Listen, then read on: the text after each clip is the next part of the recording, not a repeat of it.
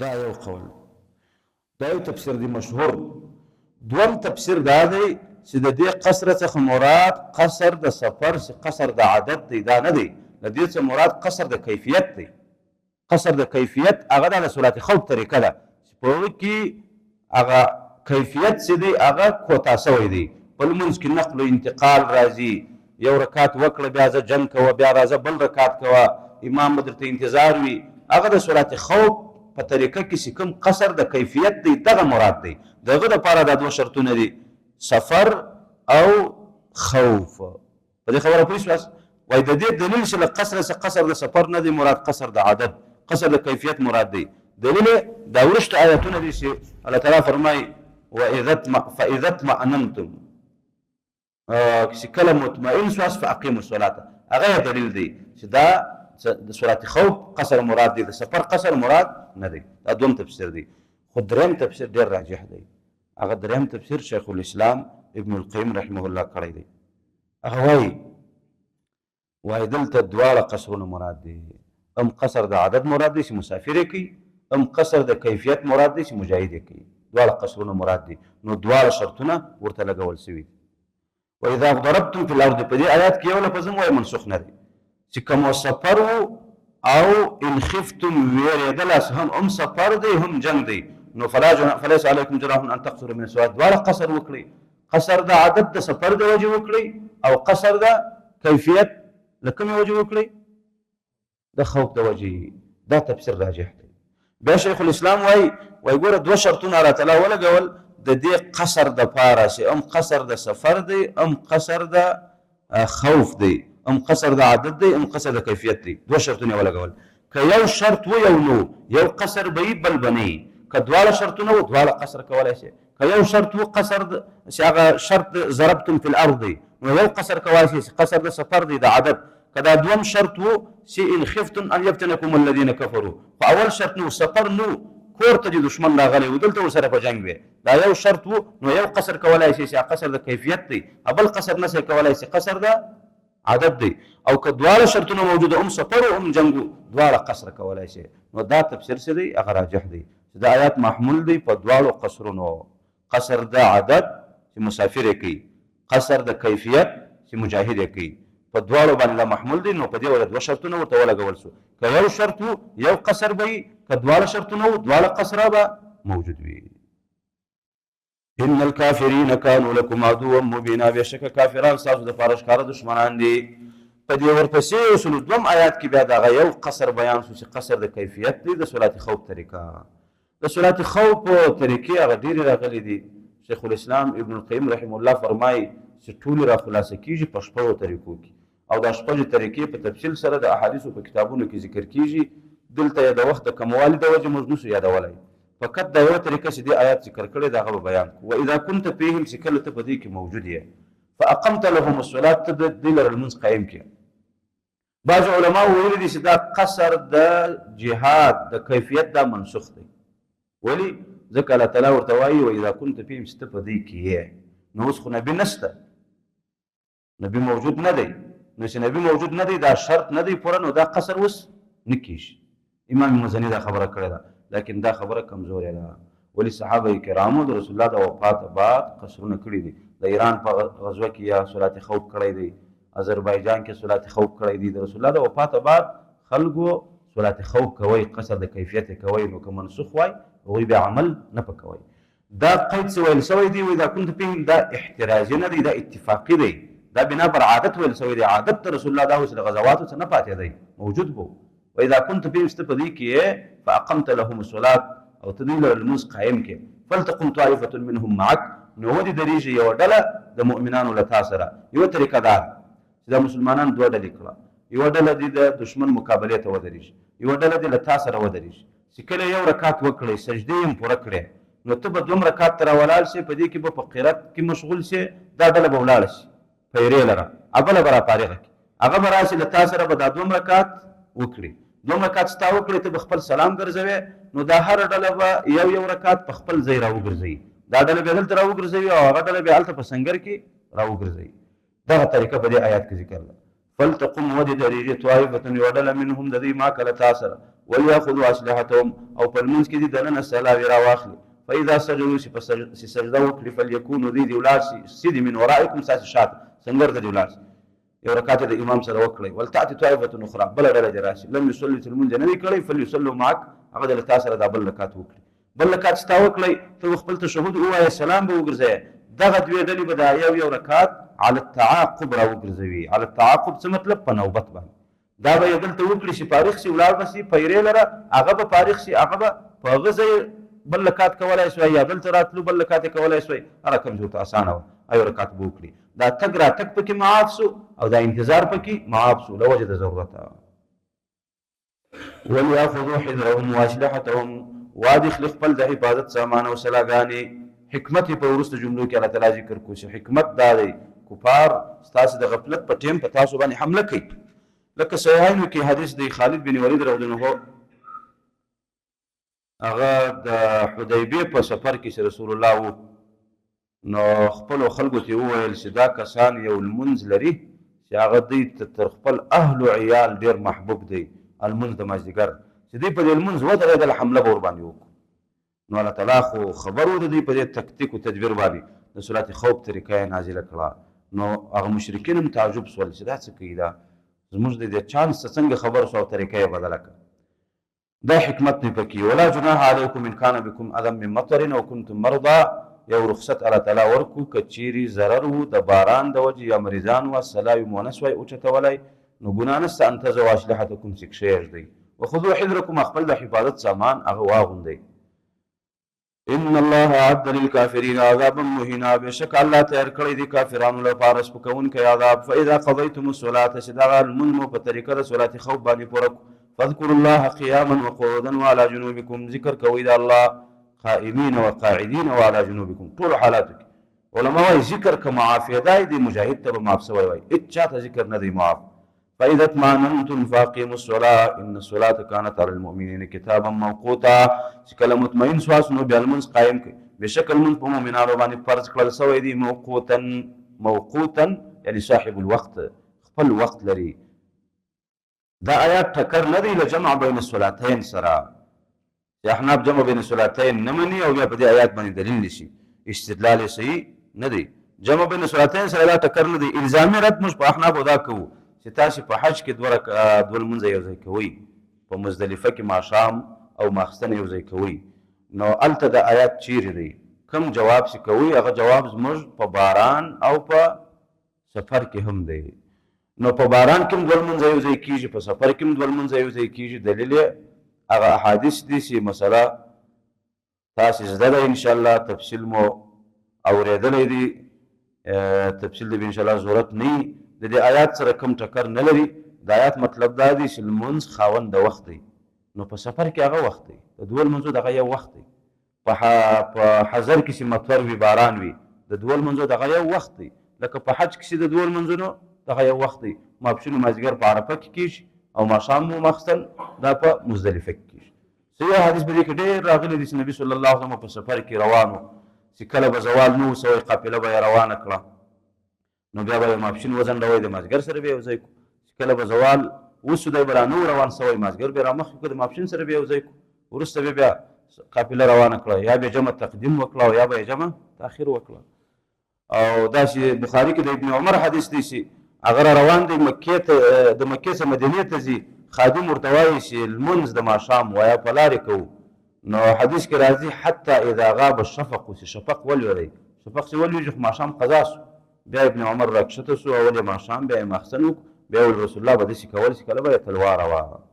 نو په سفر کې رسول الله دوه لمونځه یو ځای کړي دي باران کې هم حدیث ثابت دی د ابن عباس کوم حدیث چې سته په مسلم کې چې نبی صلی الله علیه وسلم دوه لمونځه وکړل په یو ځای بغیر د سفر او بغیر د بارانه چا پوښتنه وکړه چې ولې وایي د دې لپاره چې امت په حرج کې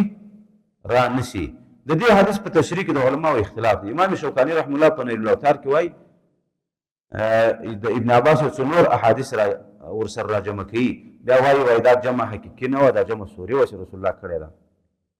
جمع سوري دې ته وایي چې اول لمونځ د خپل وخت اخر ته وځنډی او دوم لمونځ د خپل وخت اول ته راوړی نو ماپښین مثلا په پاو کم 4 بجې باندې او مازدیګر په 4 بجې وکړې دغه جمع سوري ده وایي دغه رسول الله سي کړې ده بې سفره او بې بارانه د ابن عباس په دې حدیث کې راځي چې بې سفره او بې بارانه یې دوه لمونځه په یو ځای وکړل وایي دا جمع سوري کړې ده د ابن عباس نور احادیث په دلیل کې پېښوي امام شوکاني دا خبر راجحه کړې ده چې جمع حقیقي به نه کړي جمع سوري به کوي که بل تکلیف بل حرج و لیکن ځینې نور علما وایي چې نه دا جمع حقیقي هم کېدلی شي خو په هغه وخت کې کېدلی شي چې یو حرج وي یو تنګي وي لکه مریض لري بیا وخت نه لري ډاکټر اپریشن لري بیا وخت نه لري نو کولی شي دوه لمونځه په یو ځای وکړي جمع حقیقي وکړي خو احتیاط په دې جمع سوري کې دی جمع 3 قسمه ده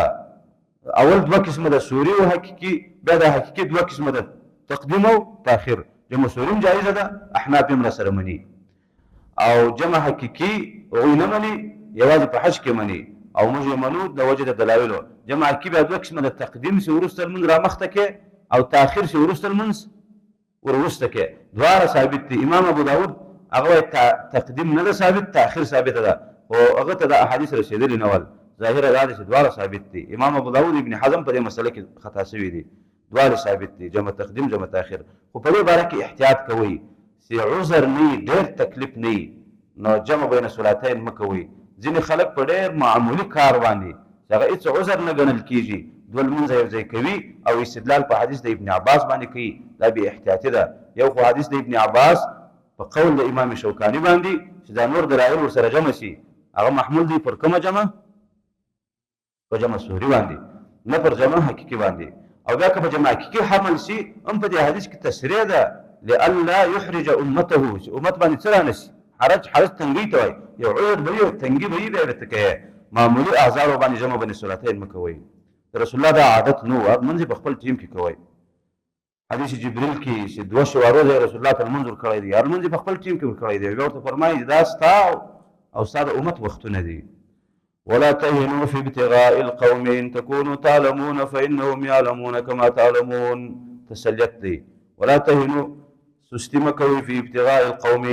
په طلبولو د دې کافر قوم کې د هغوی په لټولو او راګیرولو کې له هغوی سره په جهاد کولو کې سستي مه کوئ که تاسې د درده ویرېږئ نو دردونه خدای ته هم رسېږي ان تکونو که یاست تاسې تعلمون دردمن کېږئ فانهم دوی چې دي یعلمون دوی هم دردمن کېږي دوی هم زخمیانېږي کما تعلمون لکه څنګه درد چې تاسې ته رسېږي ستاسې او د دوی په دې کې فرق نشته خو لاکن په امید او ثواب کې مو فرق شته وترجون من الله ما لا يرجون تاسې د الله د خوا د ثواب امید لرئ دا ستاسې زخم به په قیامت کې تازه وي وینې به ترې بهیږي او ستاسې په دې قتال او جهاد باندې به شهادت ورکوي او د دوی دا ثواب نشته د دوی هر څه ضایع دي وکان الله علیما حکیما والله خاوند علم دی او خاوند پوخ حکمت دی انا انزلنا الیک الکتاب بالحق لتحکم بین الناس بما اراک الله ولا تكن للخائنین خصیما دا آیاتونه چې دي د واقع باره کې نازل دي واقع داسې ولا چې د تعیمه ابن ابیرق په نوم باندې دا یو سړی و د ایمان یې ښکاره کړی و نو دا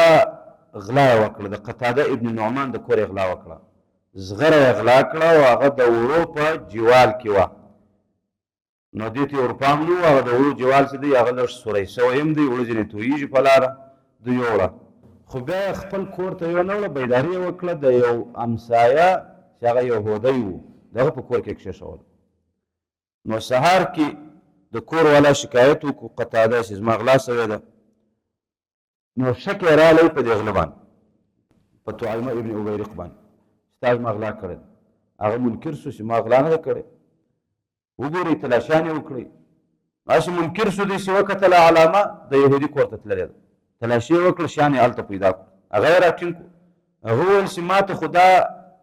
دغه تعمه یا تعیمه کښېښول ما دا شیان نه دي غلا کړي هغه ما ته امانت راوړل زما په کور کې کښېښول نو نبي صلی الله علیه وسلم ته فیصله ولاړه د دې تعیمه قریبان صحیح مسلمانانو خو لیکن په دې کې خطا شو هغه رالو رسول الله ته یې سپارش وکړی چې یا رسول الله دا یهودي غلا کړې ده او زموږ په دې سړي یې توانوي نو دا زموږ دپاره شرم دی دا زموږ دپاره پیغور دی نو ته دا مسله خلاصه کړه د غلا په یهودي باندې رسول الله چې ظاهري علاماتو ته وکتل نو داسې معلومېدی چې د غلا یهودي کړې ده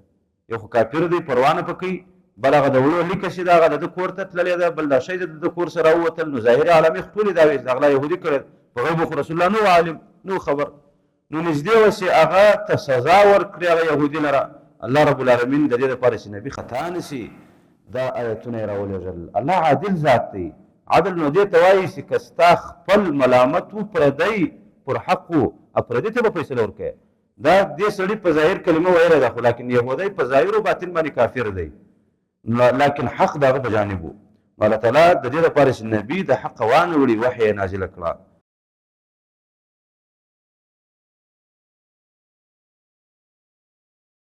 انا انزلنا الیک الکتاب،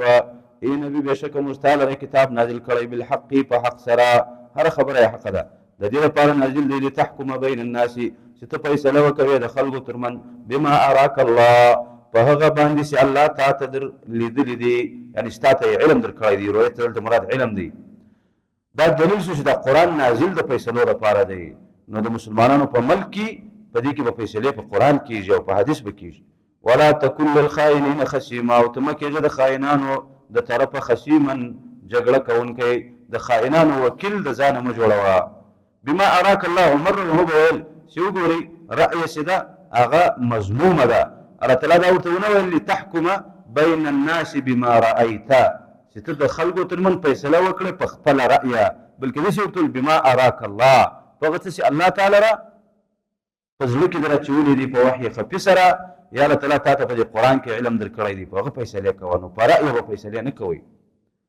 واستغفر الله ان الله كان غفورا رحیما، د الله څخه مغفرت وغواړه. په دې لږه دفاع چې ودې کړه یا په دې اراده د دفاع. ان الله كان غفورا رحیما ولا تجادل، جګړه مه کوه عن الذین، په وکالت باندې د هغه کسانو یختانون انفسهم چې د خپلو ځانو سره خیانت کوي. دا طعیمه ابن عبیرق دا خائن دی، او د ده کورنۍ چې د ده په سر ولاړه ده هغه هم خائنان دي. د هغوی سره د هغوی د طرفه وکیل مه جوړېږه. ان الله لا يحب من كان خوانا اثیما، بېشکه الله نه خوښوي هغه څوک چې هغه وي لوی خائن، اثیما لوی ګناهګار. خیانت د الله نه دی خوښ. یستخفون من الناس، دوی د خلکو څخه ځانونه پټوي چې شرم یې پېغور دی چې په موږ باندې غلا تاوان شي. ولا یستخفون من الله، او ځان نشي پټولی د الله څخه، یا ولا یستخفون من الله، د الله څخه ځانونه نه پټوي. د الله تعالی څخه د ځان پټول مطلب څه دی؟ د الله تعالی څخه ځان پټولو مطلب دا دی چې ګناه مه کوه، ځکه که عرض یې وکړې الله دې ویني. وهو معهم، الله د دوی سره دی. اذ یبیتون، کله چې دوی د شپې مشورې کوي، ما لا یرضا من القول، په هغه څه کې لا یرضا چې الله یې نه خوښوي، من القول د وینا څخه. د شپې دوی داسې ویناګانې کوي او مشورې کوي چې الله هغه نه خوښوي، نو الله د دوی سره دی، د دوی په هر څه خبر دی چې دا غلا دوی کړې ده او بیا په دې خپل سړي باندې پردی اچي. وکان الله بما یعملون محیطا، والله تعالی دوی د دوی په عملونو باندې محیطا راګرځېدونکی. ها انتم هؤلاء، اګاسئ تاسې کسانو، جادلتم عنهم فی الحیات الدنیا، جګړه کوئ له دې غلو څخه، فی الحیات الدنیا په دې نږدې ژوند کې. فمن یجادل الله عنهم، څوک به وي چې د الله سره بیا حجت ووایي، عنهم د دې څخه په دفاع کې یوم القیامه، په ورځ د قیامت کې. امن یکونو علیهم وکیلا، او بلکې څوک به وي هغه چې په دې باندې وکیلا کارساز، څوک به په قیامت کې چې د دې کار جوړونکی شي، یا د الله سره د دې په وکالت حجت ووایي. د قیامت د ورځې څخه الله ویره ورکړه. دا یو قسم شفاعت سیئه و چې د خلکو وکړئ، چې مخکې الله تعالی وفرمایل ومن یشفع شفاعة سیئة یکن له کفل منها ومن یعمل سوءا او یظلم نفسه ثم یستغفر الله یجد الله غفورا رحیما. خو الله د خپل رحم و کرم په بنیاد سره د دې بدۍ توبې ته را دعوت کړل. ومن یعمل سوءا، اوس خو ګناه درڅه سوې ده، ومن هغه څوک یعمل چې وکړي سوءا بدي، او یظلم نفسه خپل ځان باندې ظلم وکړي، یعمل سوءا داسې ګناه وکړي چې ضرر یې بل ته وي، یظلم نفسه ضرر یې ځان ته وي، یا ومن یعمل سوءا له دې به مراد هغه ګناه شي چې د الله نافرماني یې کړي، منهي عنه کې واقع سوی وي، او یظلم نفسه له دې به مراد داسې چې مأمور به یې پرېښي، ظلم وکړي خپل ځان باندې. ثم یستغفر الله، بیا د الله څخه مغفرت طلب کړي، یجد الله، الله به موجود کړي غفورا رحیما. ومن یکسب اثما، او هر څوک چې وکړي ګناه، فانما یکسبه علی نفسه، نو بېشکه دا ګناه کوي په ضرر د خپل ځان، بل چاته ضرر نه رسېږي. وکان الله علیما حکیما. ومن یکسب خطیئة، او څوک چې کوي ګناه لویه، او اثما، خطیئة اثما، دلته هم فرق دا دی، له یوې څه لویه ګناه له بل څه وړه ګناه مراد ده. یا له یوې څه هغه ګناه مراد ده چې ضرر یې لازم وي او له بلې څه هغه ګناه چې ضرر یې متعدي وي بل لره. ومن یکسب څوک چې کوي خطیئة لویه او اثما یا وړه، خطیئة داسې ګناه چې ضرر یې ده لره وي او اثما داسې ګناه چې ضرر یې بل لري، یا برعکس ثم یرمي به بریئا بیا متهموي په دې ګناه سره پاک سړی، ګناه خپله کوي توانوي په بل، فقد احتمل بهتانا و اثما مبینا، نو دا ډبل ګناهګار شو. احتمل په ځان یې پورته کو بهتانا بهتان د بهتان ګناه و اثم مبینا او ښکاره غلا یې کړې ده بهتان یې په بل ولګوئ ډبله ګناه یې وکړه. ولولا فضل الله علیک ورحمته، اے نبی کچیرې نه وای د الله فضل پر تا باندې او د الله مهرباني پر تا باندې، لهمت طائفة منهم، نو خامخا قصد کړی و یو طایفې له دی ان یضلوک د دې چې تا بېلارې کړي، نو ته بې بېلارې کړی وای په تا به یې ناحقه فیصله کړې وای. وما یضلون الا انفسهم، او دوی نه ګمراهانوي مګر خپل ځانونه. وما یضرونک من شیء، او تا ته نه رسوي ضرر هېڅ شی، ځکه ستا سره جبریل ستا هغه د الله په حکم باندې ستا حفاظت کوي، ستا سره الله ستا ملګری وحی در نازلوي. وانزل الله علیک الکتاب والحکمة، نو د دې دلالت څه د بچاو دپاره د ګمراهۍ څخه د ځان ساتلو دپاره الله په تا باندې کتاب نازل کړی، حکمت یې نازل کړی چې دا امت د ګمراهۍ څخه ځان ورباندې خلاص کړي. وانزل الله علیک الکتاب والحکمة، نازل کړی دی الله پر تا باندې کتاب والحکمت او حدیث. دا دلیل دی چې احادیث وحی من جانب الله تعالی ده، الله د خوا نازله ده، ځکه حکمت څه دلته د حدیثو څه بغیر بل شی مرادېدلی نشي. مخکې خو دلالت ذکر شو، نو هغه قرینه ده په دې چې دلته وانزل الله علیک الکتاب والحکمة په دې کې مراد دا دی چې د هدایت دپاره الله تعالی دوه شیان نازل کړي دي، یو کتاب دی او بل حکمت دی. نو کتاب خو معلوم دی، حکمت که احادیث نشي بل څه شي څوک ځینې رااخیستلی شي، د ډاکټرۍ علم، د انجینرۍ علم، د ویترنري علم، نور علمونه خو الله په نبي باندې نه نازل کړي او نه یې په دې مکلف کړی. نو خو معلومه ده چې له دې څخه مراد احادیث دي د دین د پوهې دپاره او د هدایت دپاره. نو بیا په انزله کې اشاره شوه چې د احادیث د نبي د خوا نه وو، دا د چا د خوا وو؟ د الله د خوا وو. نو احادیث وحی من جانب الله تعالی ده. بعضې احادیث داسې شته چې هغه اجتهادات د نبي وو، که به الله ته خوښ وو نو رد به یې ورباندې نازل نه کړو، که به الله تعالی ته خوښ نه وو نو رد به یې نازل کړو. بعضې اجتهادات د رسول الله وو، لکه حدیث مخکې تاسې واورېدئ عبدالله ابن ام مکتوم ورته رالی اجازت ځینې غواړي چې زه به دا لمونځ په کور کې کومه، رسول الله صلی الله علیه وسلم اجازت ورکړی، نو هغه لا کور ته نه دی رسېدلی، بېرته را طلب کو اذان اورې وای راځه فعجب اجابت کوه. نو ګوره معلومېږي دا مخکې اجتهاد و د رسول الله، نو خبر ورکول سو بیا یې دا اجتهاد بېرته بدل کو او په وحی سره دی پوه کو، یا خپله اجتهاد بدل سو پوه سو په مسله باندې الله تعالی په زړه کې ور واچوله. د وحی خو مختلفې طریقې دي چې انشاءالله وروسته به بیانېږي. یو دا ده چې الله به نبي ته په زړه کې خبره ور واچوله، دا وحی وه. وعلمک ما لم تکن تعلم، او الله تعالی در ښوولي دي تا لره هغه څه چې ته نه په پوهېدلی. وکان فضل الله علیک عظیما، او د الله فضل په تا باندې ډېر لوی. نو د الله فضل ډېر لوی دی، دا علم د الله تعالی لوی فضل دی. لا خیر فی کثیر من نجواهم، نسته خیر په ډېرو کې له جرګو د دی، د دې خلکو جرګې و مشورې خاص کر د خائنانو څخه په دفاع کې په دې کې کوم خیرونه نسته. دا آیت موږ ته یو پند و عبرت راکوي، په دې ډېرو مجلسونو کې خیر نسته، بې ځایه مجلسونه ډېر مه کوئ. الا من امر بصدقة، مګر خیر شته په مجلس د هغه چا کې چې هغه امر کوي په صدقې، دې لپاره سر راټول وي، او معروف یا د خیر یو بل کار وي، او اصلاح بین الناس یا د خلکو ترمنځ روغي. ومن یفعل ذلک ابتغاء مرضات الله، او څوک چې کوي دا مجلسونه چې هغه د دین دپاره وي، ابتغاء مرضات الله، د الله د رضا د طلبولو په نیت باندې، فسوف نؤتیه اجرا عظیما، نو ژر داسې موږ به ورکوو د لره لوی اجر. ومن يشاقق الرسول من بعد ما تبين له الهدى ويتبع غير سبيل المؤمنين، او هر څوک چې مخالفت کوي د رسول څخه په داسې مخالفت سره چې جوړ یا ناراضي، من بعد ما تبين له الهدى، ورسته تر دې چې واضحه سوی دی د لره حق، ويتبع غير سبيل المؤمنين، او روانیږي په بله لاره باندې غیر له لارې د مؤمنانو، نوله ما تولى، نو موږ به وګرځوو دی هغه ګمراهۍ لره چې د مخ وراړولی، ونسله جهنم، داخل به کو دی و جهنم لره، وساءت مسیرا، او ډېر بد ځای د ورګرځېدو دی دا جهنم. اللهم انا نعوذ بک من ذلک. د رسول په مخالفت باندې سخت وعید په دې آیت کې الله تعالی ور واوروئ. یو دویمه مسله د مسلمانانو د اجماعي مسلې په مخالفت باندې الله دا وعید ور واوروئ. دا بحث به انشاءالله وروسته بیا راشي، ان الله لا يغفر ان يشرك به ويغفر ما دون ذلك لمن يشاء بشك الله مغفرت نکي واغ چالرا بشك الله مغفرت نکي ان يشرك به د دې خبرې چې الله سره شریک ومنل شي ويغفر ما دون ذلك لمن يشاء بخشیا ګناهونه ستر شرک را لاندې واغ چالرا چې الله اراده د بخښو ته کړی ومن يشرك بالله فقد ضل ضلالا بعيدا او څوک چې الله سره شریک مني نو یقینا بلاري سپلیری بلاري سره مخکې چې دا آیات تیر شو دغه په اخر کې دا و فقد افترى اسما عظیما او دلته راځي فقد ضل د دې فرق وجه څه ده اصول تفسیر کې ما دا ویلو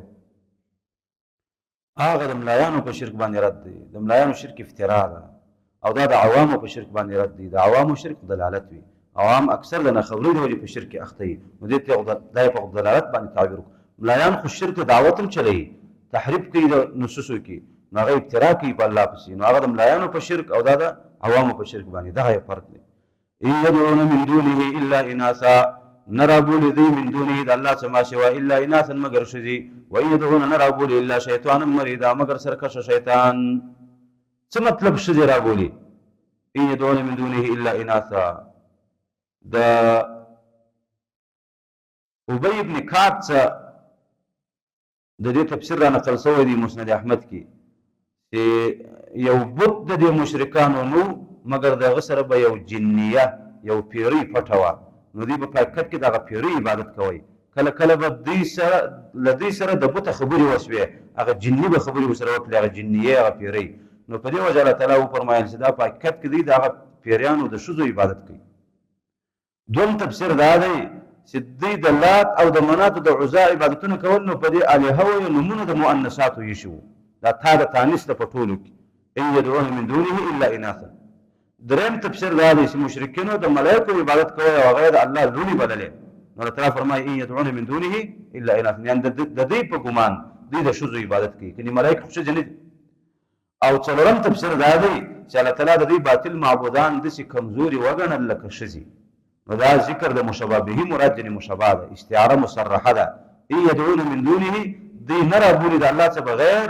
الا الهه كالاناث مگر دشي الهه را بولی سي هغه د شذو په شان دي په کمزوري کې وان يدعون الا شيطانا مريدا او دي نرى بولی مگر شیطان پاکت کې د شیطان عبادت کې يدعون څه مراد يعبدون پاکت کې د شیطان عبادت کې لکه سوره یاسین کې راځي چې الله په قیامت کې ورته وایي الم اعهد الیکم یا بني ادم الله تعبدوا الشیطان دا منو درته ویلي انسان چې د شیطان عبادت مکو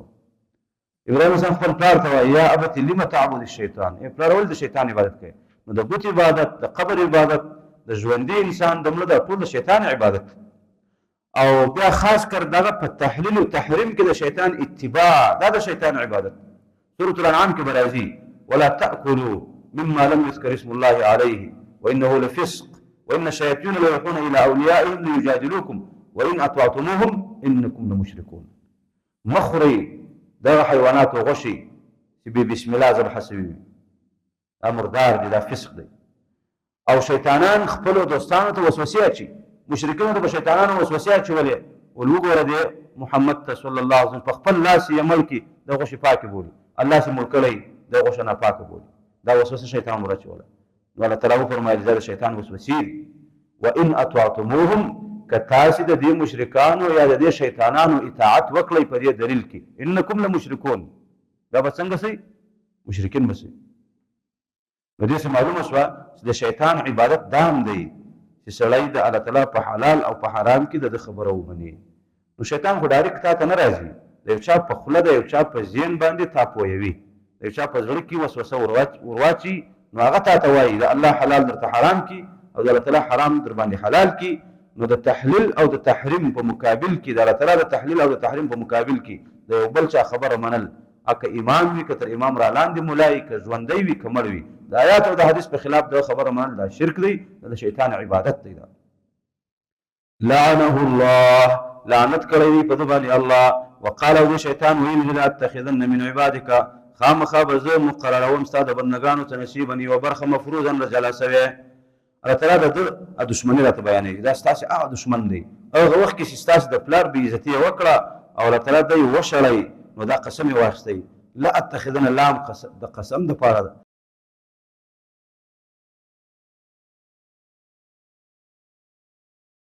د ځان ډله به پکې پیدا کوم په کومه طریقه ولأضلنهم خامخا به یې ګمراهانوم د هغه دینه به یې اړوم چې تا دوی په پیدا کړي دي ولأمنینهم او امیدونه به ورکوم هم به یې په ګمراهۍ چلوم هم به امید ورکوم چې ته پر حق یې شرک به ورباندې کوم امید به ورکوم چې دا توسل دی دا د اولیاو سره محبت دی د الله تعالی ته د نزدېکت ذریعه ده بدعات به ورباندې کوم امید به ورکوم چې دا د نبي اطاعت دی دا د فلان امام اطاعت دی ولآمرنهم فلیبتکن آذان الانعام او خامخا به زه دوی لره امر کوم نو دوی به پرې کوي د چارپایانو غوږونه یعنی امر به ورته کوم چې دا چارپایان د غیر الله په نوم نظر کي دروژې کي او د علامې په ډول غوږ ور پرې کي لکه سورة المائده کې به بیان راځي ما جعل الله من بحیرة ولا سائبة ولا وسیلة ولا حام دا قسم شیطان اخیستی زه به په دوی باندې دروژونه دا به په دوی باندې نظرومه ولآمرنهم فلیغیرن خلق الله او زه به دوی لره خامخا امر کوم نو دوی به تغیروي خلق الله خلق الله دوه معناوي یو دین الله دوی ته به امر کوم دوی به تغیروي د الله دین تحریف به کوي لفظي تحریف به کوي معنوي او بېدیني به د دین په نوم خلکو ته پیښوي شرک و بدعت دې ته به دعوت د دین په نوم چلوي خلق الله په معنا د دین الله دین د الله به تغیروي خلق په معنا د دین باندې راځي په سورې روم کې به راشي ان شاء الله الله تعالی فرمایي فطرة الله التي فطر الناس عليها لا تبديل لخلق الله ذلك الدين القيم لا تبديل لخلق الله نس مبدلوي د الله دين خلق الله ورسه تفسير خپل الله کوي ذلك الدين القيم نو خلق دين ته وایي د الله دین به بدلوي لکه حدیثو کې دا راغلی دی چې كل مولود يولد على الفطرة فأبواه يهودانه أو ينشرانه أو يمجسانه كما تولد البهيمة بهيمة جمعاء هل تجدون فيها بهيمة جمعاء هل تجدون فيها من جدعاء رسول الله فرمایي هر ماشوم په فطرت پیدا کیږي فطرت څه مطلب په داسې طبیعت الله پیدا کوي چې هغه طبیعت به د دین سره جوړ وي د بېدینۍ سره به نه وي جوړ که دی په خپل حال پاتې شي نو د توحید خبرې به په زړه کې یا خاکه به په زړه کې چې څنګه ورته بیان شي دستي به ورباندې پوهېږي لکه یو سړي چې قرآن یاد کړی او بیا یې څو وخت را اړولی نه وي چې کله یو څوک د آیات سر ووایي ده ته تر پایه پورې ورپه یاد شي ولې خو فطرت یې ورسره جوړ وي راته وایي په داسې فطرت باندې هر ماشوم دا ما پیدا کړی دی رسول الله وایي په داسې فطرت باندې هر ماشوم پیدا سوی دی خو وروسته یې پلار و مور فطرت ورخراب کړي یهودي نصراني مجوسي یې بیا یې مثال ورکړو وایي لکه حیوان چې بچی راوړي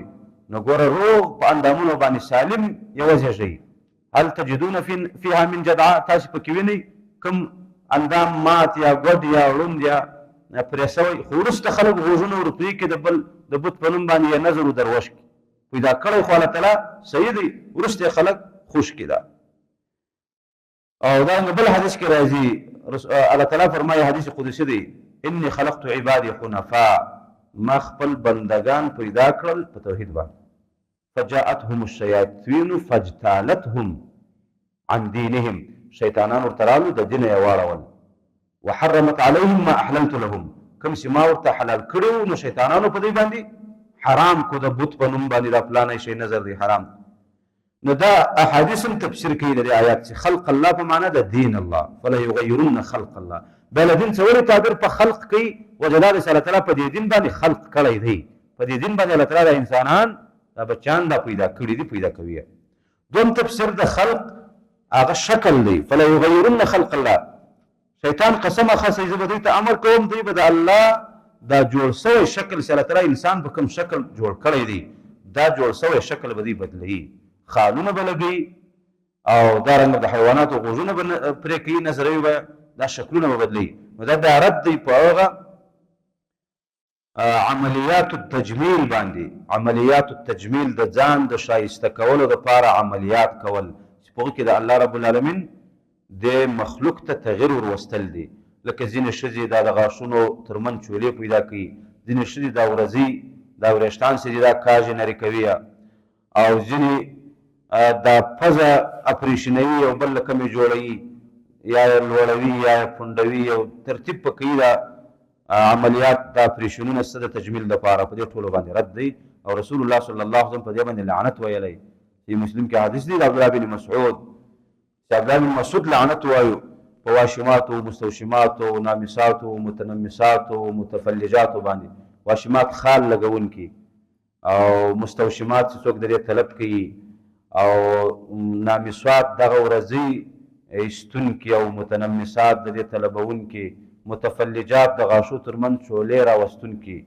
المغیرات خلق الله دې باندې لعنت وایي ام یعقوب په نوم یو ښځه وه څنګه ته لعنت به وایې وایي ولې به لعنت نه وایم د الله رسول لعنت ورباندې ویلی دی او دا په کتاب الله کې دی چیرې دی کتاب الله کې اخو ما ویلی دی په کتاب الله کې خو په دې لعنت نه دی راغلی ابن مسعود رسول تا کې کتاب الله ویلی وای نو ورباندې پوهې سوی به وایي په تدبر دې نه دی تلاوت کړی نو بیا هغه آیات ورته وایي وما اتاکم الرسول فخذوه رسول چې کومه خبره درته وکړه هغه الله وایي قبوله کړئ نو دا لعنت رسول ویلی دی دا په حقیقت کې د الله دفعه وویل سو په دې تغییر کوونکو ښځو باندې چې د الله د جوړ شوي شکل لره چې دا انسانان په کوم شکل جوړ کړي دي دې لره تغییر وولي ومن يتخذ الشیطان ولیا من دون الله فقد خسر خسرانا مبینا او هر هغه څوک چې ونیسي وګرځوي شیطان خپل دوست الله څخه بغیر نو تاواني سو په ښکاره تاوان سره څنګه تورېدل د یېرې بالکل حرام دی دام تغییر د خلق الله ده حدیث کې منځ راغلی دا حدیث د ابو داود دی د ترمذي او د نورو کتابو رسول الله لعنت ویلی دی په چا باندې دا یو ویل دي چې د جنت بوی به محسوس نه کړي کوم کسان چې د خپل ژیرې توروي که حواصل الحمام لکه د کوترو سینې څوک چې د ژیرې توروي د کوترو د سینو په شان نو دا به د جنت بوی محسوس نه کړي حرام دی صحیحینو کې حدیث دی رسول الله فرمایي چې تغییر کړئ دا شیب دا سپین وریښته تغییر کړئ او جنبوا السواک د توروالي څخه ځان وساتئ تغییرول دا د رسول الله لخوا امر دی خو دا امر لپاره د استحباب دی لپاره د وجوب نه دی که څوک سپینه ژیره پرېږدي پرېښولی شي که څوک تغییروي نو هغه زیړ رنګ سور رنګ دا ورکولی شي او خرمایي رنګ ورکولی شي بخاري کې حدیث دی چې ابوبکر نو به خرمایي رنګ ورکوی ختم دا کالا پتر چې ورته وایي توره ډبره دا نکریزې به یې سره ګډې کړې ختم او حنا په دې به یې رنګوله نو رسول الله څه نه ورته ویل بلکې تایید یې وکړی خالص تور رنګ دا صحیح نه دی که سر پرنګوي او که ژیره پرنګوي دا تغییر دی خلق الله لره د ژیرې په پرېښولو باندې رسول الله امر کړی دی او د خرولو څخه منع کړی ده او دا یې د یهودو د نصاراو او د مجوسو او د مشرکینو سره مشابهت بللی دی تقریبا په دې کې 15 قسمه الفاظ د حدیث راغلي دي وفرو ګڼه کړئ ژیرې اعفو خپل طبیعت ته پرېږدئ ارخو اله کړئ رسول الله سی عظیم اللحیه غټه ژیره وه بل روایت کې راځي سینه یې په ژیره باندې پټه وه ځینې روایت کې راځي خالف المجوس ځینې کې راځي خالف اليهود والنصارى ځینې کې راځي خالف المشرکین د ټولو روایتو سره راجمه شي خلاصه دا ده چې د ژیرې پرېښول فرض دي او خرول یې ګناه کبیره ده او دا د یهودو سره د نصاراو سره او د مشرکینو سره او د مجوسو سره مشابهت دی د ایران کوم خلک چې کسرا رالیږلي ول د نبي صلی الله علیه وسلم د ګیرولو دپاره 2 کسان ژیرې یې خرولې وې بریتونه یې غټ کړي وو رسول الله ورته ویل ویلکما من امرکما بهذا تباسي دا چا درته ویلي دي وایي زموږ رب امر راته کړی ای کسرا یې شوی رسول الله زما رب خو بیا ماته دا امر کړی دی چې بریتونه لنډ کړه او ژیره غټه کړه نو د ژیرې غټول دا لازم دی خو د قبضې څه اضافه چې کومه ده د یوې قبضې څه اضافه د دې کمول دا په مذهب د اکثرو علماو د جواز په درجه کې ده له وجې د 2 اثرینو یو د ابو هریره اثر دی او بل د ابن عمر اثر دی بخاري کې راغلی دی او مسلم کې یو په حج کې ژیره قبضه کړې ده او بل بغیر د حجه نو د دې اثرونو د وجې وایي د قبضې څه اضافه شوي هغه د جواز په درجه کې ده ولیکن افضله دا ده چې سړی د قبضې څه اضافه هم کمه نه کړي او تر قبضې چې یې ډېره پسې کموي دا حرامه ده او خرول هم حرام دی او د قبضې ډېر کمول هم حرام دی د قبضې څه اضافه د اکثر علماو په نس د جواز په درجه کې ده که دومره غټه شوه چې سړي ته ضرر رسېدی نو ضرر بیا په اسلام کې نشته لا ضرره ولا ضرار بیا د ضرر د وجې سړی کنټرول ورباندې لګولی شي ومن يتخذ الشيطان وليا من دون الله فقد خسر خسرانا مبينا يعدهم ويمنيهم وما يعدهم الشيطان الا غرورا يعدهم شیطان وعدې ورکوي د خلکو لره په کفر شرک باندې وعدې ورکوي د الله د ولایت او د دوستۍ ویمنیهم تمناګانې ورکوي وما يعدهم الشيطان وعدين وركوي ودي لر شيطان الا غرورا مگر د دوکه اولئک مأواهم جهنم دا کسان چې دي زائد ورتلو جهنم دی ولا یجدون عنها محیصا او موجود بنکی لدی جهنم څخه محیصا زائد تیشتی دا خو د شیطان قسمونه ول چې زه به دا خلک ګمراهان کړم آیا په دې ارمان کې د شیطان کامیاب سو کیا سورې سبا کې الله تعالی فرمایي ولقد صدق عليهم ابلیس ظنه فاتبعوه الا فريقا من المؤمنين ابلیس په دې ګمان کې ځان رښتینی کړی کامیاب سو ډېرو خلکو یې اتباع وکړه الا فريقا من المؤمنين مگر یوه وړه ډله د مؤمنانو هغه الله بچ کړه چې هغه دا کسان دي والذین آمنوا وعملوا الصالحات هغه کسان چې ایمان یې راوړی او صالح عمل یې کړی سندخلهم جنات تجري من تحتها الانهار خالدین فیها ابدا زر داسې موږ به یې داخلوو هغه جنتونو لره چې لاندې به ولي ترې بهیږي همیشه به یې په دې کې همیشه وعد الله حقا وعده کړی د الله په وعدې سره حقا رښتیا ومن اصدق من الله قیلا او څوک دی رښتونی تر الله قیلا په وینا او وعده کې نسته الله ډېر صادق دی وعده الله پوره کوي اللهم انا نسألك الجنه ليس بامانيكم ولا اماني اهل الكتاب د جنت بعد الله تعالی فرمایي دا جنت په امیدونو نه پیدا کیږي ليس بامانيكم نه دی دا جنت ستاسو په امیدونو ولا باماني اهل الكتاب او د اهل کتاب په امیدونو باندې دا امانيكم کې خطاب یا مشرکین ته دی او یا مؤمنانو ته دی مشرکین لا تمنا کوله چې موږ ته الله عذاب نه راکړي لکه سوره سبا کې راځي نحن اكثر اموالا واولادا وما نحن بمعذبين موږ ته مالونه ډېر راکړي دي اولادونه ډېر راکړي دي دا د دې دلیل دی چې په الله ګران یو نو موږ ته عذاب نه راکړي دا اماني وایي درلودلې الکتاب او اماني مخکې تېرې شوې وقالت اليهود وقالوا لن يدخل الجنة الا من كان هودا او نصارى جنت به یوازې موږ ځو او لن تمسنا النار الا اياما معدوده اور به موږ ته راونه رسېږي دا د هغوی اماني وې الله تعالی وایي لیس بامانیکم جنت نه دی ستاسې په امیدونو یې مشرکینو ولا اماني اهل الكتاب او نه د اهل کتابو په امیدونو باندې